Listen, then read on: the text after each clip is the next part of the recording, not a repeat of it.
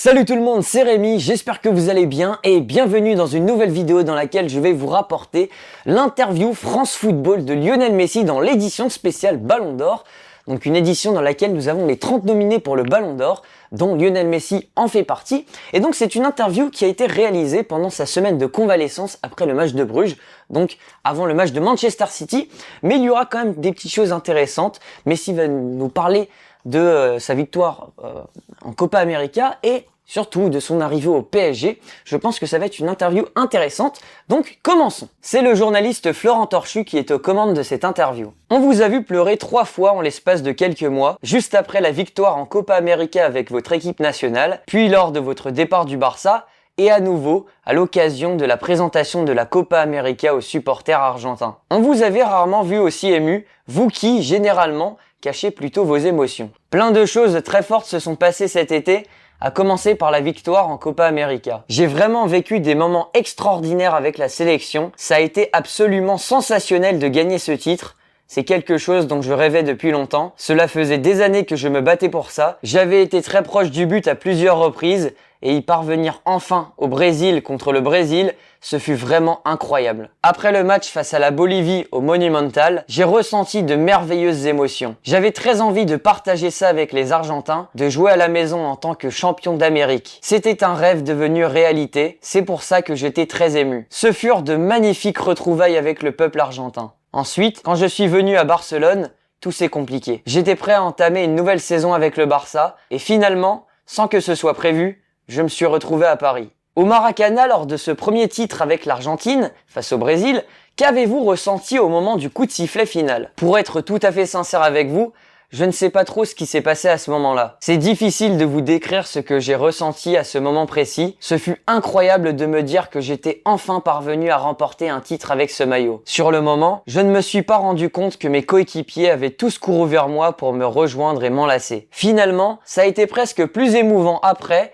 quand j'ai revu les images et que j'ai pris conscience de ce qu'on avait réalisé. Je l'ai revu à froid à la télévision et ça m'a beaucoup ému. C'était inimaginable pour vous de raccrocher les crampons sans remporter un titre sous le maillot de l'Argentine? Honnêtement, oui. Pour moi, c'était comme une épine dans le pied. J'aurais gardé un sentiment étrange au fond de moi si j'avais achevé ma carrière sans remporter de titre avec mon pays. Je tenais vraiment à ajouter ce beau chapitre à mon histoire avec la sélection en soulevant un trophée, après avoir gagné tout ce que j'ai gagné en club, depuis le début de ma carrière. C'était le titre qui me manquait. Je savais que je devais continuer à tenter le coup et je sentais que ça allait finir par se produire. Je ne pouvais pas baisser les bras. C'est quelque chose dont je rêvais depuis longtemps. Ce sacre avec l'Argentine, j'en avais besoin. Ce sacre avec la sélection, Diego Maradona n'a pas pu le suivre puisqu'il est décédé le 25 novembre dernier. Je me souviens que j'étais chez moi lorsque j'ai appris sa mort, juste avant que la nouvelle se propage. Mon papa m'a écrit « Tu es au courant pour Diego ?» Je ne savais pas de quoi il parlait et là, il m'a appris qu'il venait de mourir. Je suis resté paralysé car personne ne s'y attendait. Je savais qu'il n'allait pas bien et que ça faisait un moment que c'était le cas, mais je ne pensais pas que c'était à ce point-là qu'il allait mourir. Ce fut une affreuse nouvelle. Ensuite, j'ai suivi les infos pour voir ce qui se passait en Argentine. Ce fut vraiment terrible. Marcelo Roffé nous disait récemment que ce succès avec l'Argentine vous avait libéré d'un poids. Vous confirmez? Bien sûr, quand on remporte un titre après l'avoir autant cherché, c'est une libération. Pour tout le monde, j'en avais besoin et je crois qu'on en avait tous besoin. Les Argentins et notre football aussi, après tant d'années de disette avec la sélection. On nous critiquait car on ne gagnait pas. Je trouve qu'on a été un peu injuste avec cette génération de joueurs. Le fait de remporter un titre a changé la perception qu'on pouvait avoir de nous et cela va nous permettre de travailler dans une ambiance plus paisible, avec tranquillité désormais. Cette séquence entre rire et larmes a été la période la plus folle de votre vie? Oui. Enfin, je ne sais pas si c'était la plus folle, mais j'ai ressenti plein d'émotions contradictoires. Bien sûr, j'étais heureux grâce à tout ce que j'ai vécu en sélection, mais cela a été étrange pour moi car, juste après, j'ai dû quitter Barcelone, ma maison, après de nombreuses années passées là-bas. À votre retour à Barcelone, tout ne s'est pas passé comme prévu. Franchement, vous vous y attendiez un peu ou pas du tout? Franchement, pas du tout. Je suis revenu à Barcelone pour préparer la saison après avoir profité de quelques jours de vacances supplémentaires que l'entraîneur m'avait accordé. J'avais l'idée de signer mon contrat et de reprendre l'entraînement dans la foulée. Je pensais que tout était réglé et qu'il ne manquait plus que ma signature. Mais quand je suis revenu à Barcelone, on m'a dit que ce n'était plus possible, que je ne pouvais plus rester et que je devais me trouver un autre club. Car le Barça n'avait pas les moyens de me prolonger, ça a bouleversé mes plans. Vous avez quitté Rosario à 13 ans pour tenter l'aventure en Europe. Avez-vous eu la sensation de devoir abandonner votre maison une deuxième fois après 21 ans à Barcelone? Bien sûr, ça a été extrêmement dur à encaisser de se dire qu'on allait devoir quitter notre maison et que la famille allait devoir chambouler sa routine. Les enfants allaient devoir changer d'école et nous accompagner dans un nouvel endroit. C'était la première fois que cela m'arrivait dans ma carrière. Plein de choses me sont passées par la tête, mais je n'avais pas d'autre choix que de partir. C'était comme ça et on a dû l'accepter. Comment s'est passé ce basculement dans votre esprit? Comme je l'ai dit pendant mes adieux, ça a été très douloureux pour moi de quitter Barcelone après toutes ces années. Je m'étais mis en tête, et à ma famille aussi, que j'allais finir ma carrière à Barcelone. Ça a été très dur, mais on est parvenu à franchir cette épreuve tous ensemble. Je me suis mis à penser à mon avenir, et le Paris Saint-Germain m'a offert l'opportunité de les rejoindre. J'étais très motivé, j'avais vraiment envie de venir. Le PSG a une équipe fantastique, qui peut aspirer à gagner plein de titres, ce qui est mon objectif pour les années à venir. Par ailleurs, c'est une nouvelle expérience de vie, un grand changement, et j'essaie petit à petit de m'y faire. Le PSG vous a contacté aussitôt après l'annonce de votre départ dans la soirée du 5 août? Le Barça a publié le communiqué annonçant que je n'allais pas continuer, et à partir de ce moment-là, j'ai commencé à me demander comment est-ce que j'allais rebondir. Il fallait que je trouve un nouveau club pour continuer ma carrière. J'ai eu la chance d'être contacté par plusieurs clubs et l'un d'entre eux était le Paris Saint-Germain. Je suis reconnaissant envers le club car dès le départ, ils m'ont très bien traité. Ils ont montré qu'ils me voulaient vraiment et ils ont pris soin de moi. Je les en remercie car je suis très heureux d'être ici aujourd'hui. Au bout de combien de temps vous êtes-vous dit que c'était le meilleur choix? J'ai reçu d'autres propositions, mais je dois vous avouer qu'on s'est mis assez vite d'accord avec le PSG. Les discussions ont commencé et ce n'était pas évident car il fallait tout régler en peu de temps, pratiquement du jour au lendemain. Alors que c'était une opération très difficile à boucler par rapport aux circonstances, j'ai évidemment été séduit par le projet,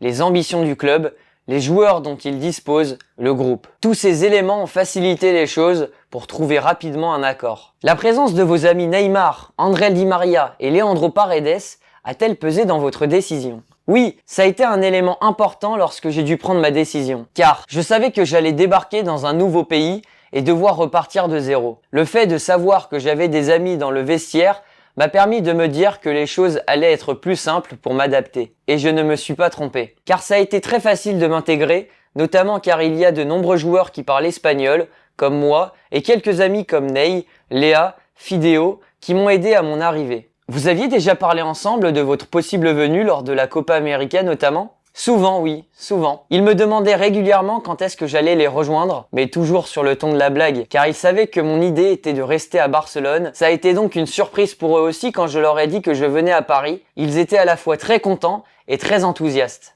La présence de votre compatriote Mauricio Pochettino à la tête de l'équipe a-t-elle également joué en faveur de votre signature au PSG? Que vous a-t-il dit pour vous convaincre de venir? Clairement oui, cela facilite les choses que l'entraîneur vienne du même pays que moi, qu'on parle la même langue, qu'on se connaisse d'avant, même si on n'avait jamais eu l'occasion de travailler ensemble, ça rend les choses plus fluides. Vous ne vouliez pas quitter Barcelone, mais avec le recul, le PSG vous a offert un défi inattendu pour votre fin de carrière, celui de gagner des titres sous un autre maillot, dans un autre pays. Oui, c'est un challenge captivant, et comme je l'ai dit, j'ai envie de gagner des titres encore d'ici à la fin de ma carrière. J'espère qu'on va réussir de grandes choses, c'est notre objectif commun. Le Paris Saint-Germain n'a jamais remporté la Ligue des Champions. Vous en avez gagné 4, le dernier il y a 6 ans. Vous croyez avoir le temps de faire aboutir les rêves du PSG? C'est le rêve de tout le monde ici. Cela fait quelques années que le club travaille avec cet objectif et il s'en est rapproché dernièrement. D'un point de vue personnel, c'est pareil. J'aimerais beaucoup gagner à nouveau la Ligue des Champions, comme je l'ai dit lorsque j'étais à Barcelone. Car c'est une très belle compétition,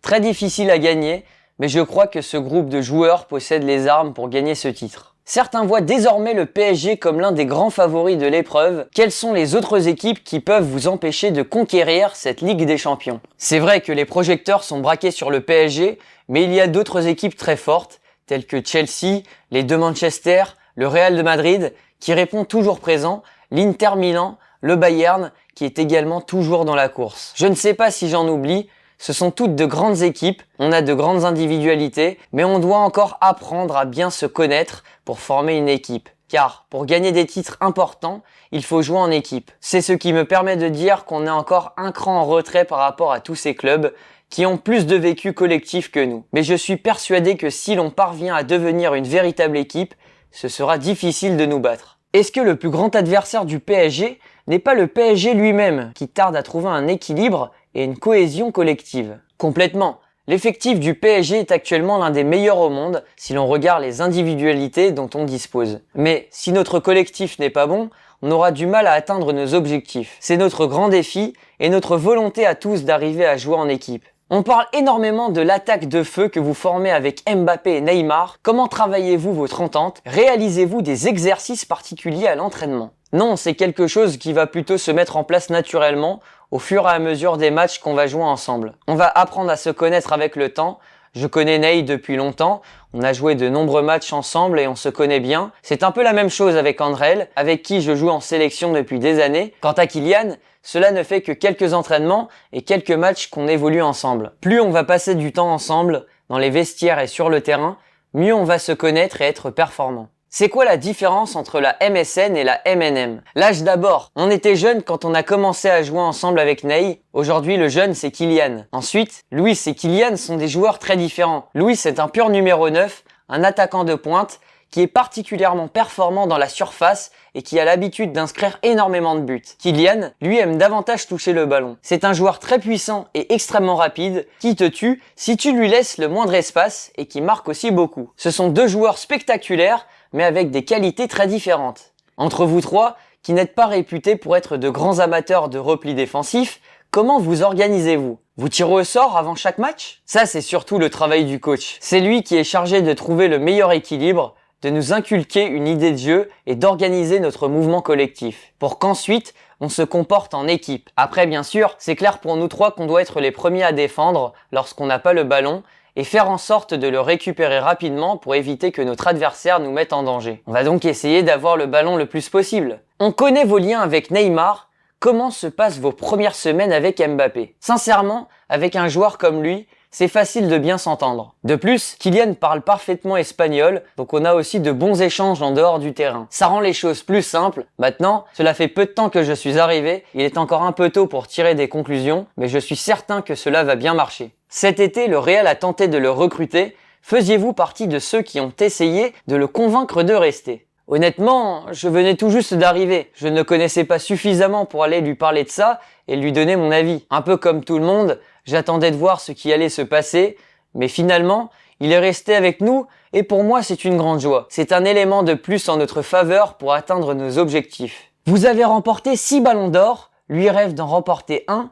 Quel conseil lui donneriez-vous pour y parvenir? C'est possible d'en gagner un quand on joue dans la même équipe que vous? Franchement, je ne suis pas la personne pour lui donner des conseils. Tout ce que je peux lui dire, c'est que je n'étais pas focalisé sur ça. Ces ballons d'or gagnés sont la conséquence de victoires collectives et du bon travail accompli. Si l'équipe joue bien et se montre performante, ensuite, les individualités brillent aussi. Cela se fait naturellement. Le plus important, c'est de gagner des titres pour être bien positionné. À propos de Ballon d'Or, vous considérez-vous comme favori encore cette année? Non, je ne me sens pas favori et je n'ai jamais aimé parler de ça avant le résultat. Si ça doit arriver, ce serait formidable, grandiose d'en gagner encore un. Cet été, j'ai remporté le titre qui me manquait et ça a été le summum. Après, si je dois gagner un nouveau Ballon d'Or, j'en serais très heureux et très reconnaissant, mais je ne veux pas y penser. Si vous deviez voter, qui mettriez-vous sur le podium? J'ai toujours peur d'oublier quelqu'un lorsqu'on me pose ce genre de questions. Évidemment, dans mon équipe, il y en a au moins 2 pour qui je voterai sûrement. Ney et Kylian. Et puis Lewandowski, qui vient de réaliser une grande année. Il y a aussi Benzema, qui a été excellent. On sait que les titres ont aussi leur importance. La Ligue des Champions, l'Euro, la Copa América pèseront sans doute dans les votes. Ça représenterait quoi pour vous un 7e Ballon d'Or? C'est déjà exceptionnel d'en avoir 6 et d'être le seul joueur dans ce cas. En gagner un 7e, ce serait prodigieux. Généralement, les arrivants au PSG ont le droit à un bizutage. Ça a été quoi pour vous? Ils m'ont fait chanter un peu. Quelle chanson? Ce n'est pas important, même s'il doit bien y en avoir un qui a dû garder ça précieusement. Le vestiaire parisien est rempli d'anciens du Real. Navas, Ramos, Di Maria, Hakimi, ça ne vous fait pas un peu bizarre? Je dois tout d'abord admettre que jamais je n'aurais imaginé arriver dans un nouveau vestiaire. Donc, encore moins me retrouver dans la même équipe que tous ces joueurs. Notre effectif est spectaculaire et je suis très heureux de faire partie de ce vestiaire avec tous ces grands joueurs qui sont par ailleurs de belles personnes.